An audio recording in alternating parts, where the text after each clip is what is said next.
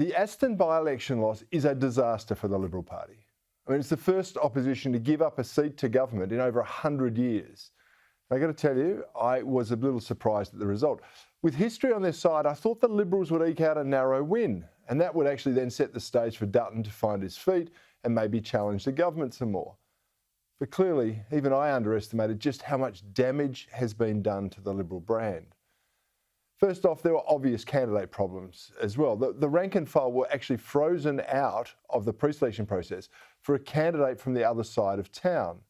And while she may have been very well credentialed, Roshena Campbell was not a local, and let me be brutally honest, she was chosen to tick the diversity box and tackle the Liberals' woman problem that they apparently have.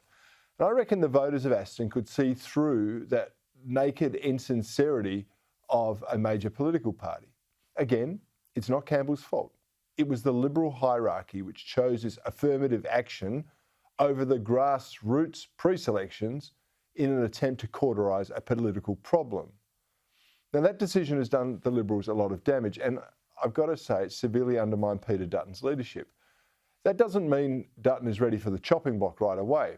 There really isn't anyone else to pick up the leadership baton right now. It's a very tough job, and it's a thankless task being an early opposition leader. And I don't see anyone prepared to absorb the political pain quite like Peter Dutton can and has the ability to withstand. Of course, someone will eventually emerge, whether they have the capacity to lead or not. You see, ambition and ego will always trump capacity in political ladder climbing.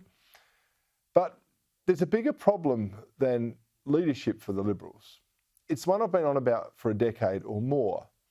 I've got to ask you, why would you vote for the Liberal Party? Do you believe in lower taxes, smaller government or stronger families? I do. But I'm sorry to say, while they might say they do too, the reality is their policy action shows that they don't really value those things. And what about fiscal sobriety or defence of freedom? Well, it's the same problem. Their actions speak far louder than their words. And what about the demand for evidence-based policy? Well, the evidence shows they cave to the mob every single time. From climate change to energy policy to pandemic panic, they follow the science of fear. And that's the fear of having a factual, science-based discussion and putting Australia's interests first. Essentially, the Liberal Party is now a variation of Labor without the union movement to back them up.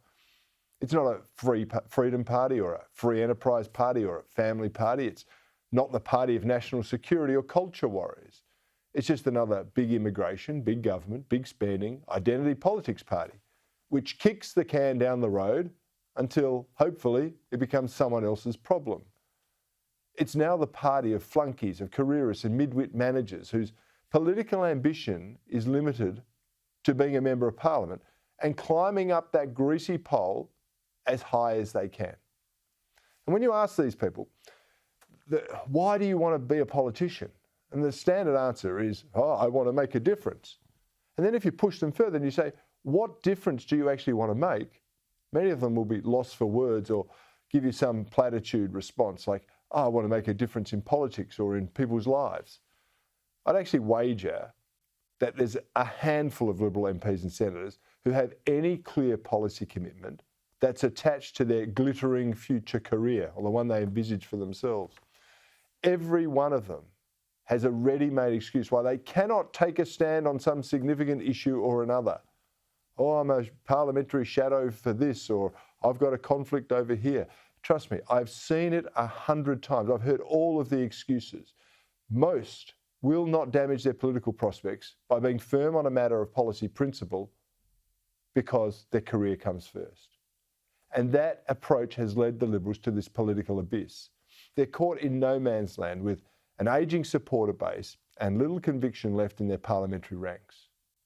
Little wonder they can't inspire people at the ballot box. They can't even inspire them to get to the ballot box. Now, some of the Liberals are saying that Aston marks the low water mark for them and things are going to get better.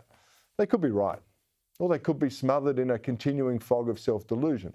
This would be the same self-delusion that saw the opportunistic careerists install Malcolm Turnbull federally and has now seen them out of office in every mainland state of the country.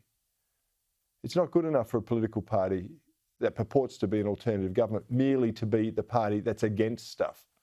They actually need to be fighting for something other than the personal spoils of office. And frankly, I don't know what the Liberal Party is fighting for anymore. It sure as hell isn't the forgotten people.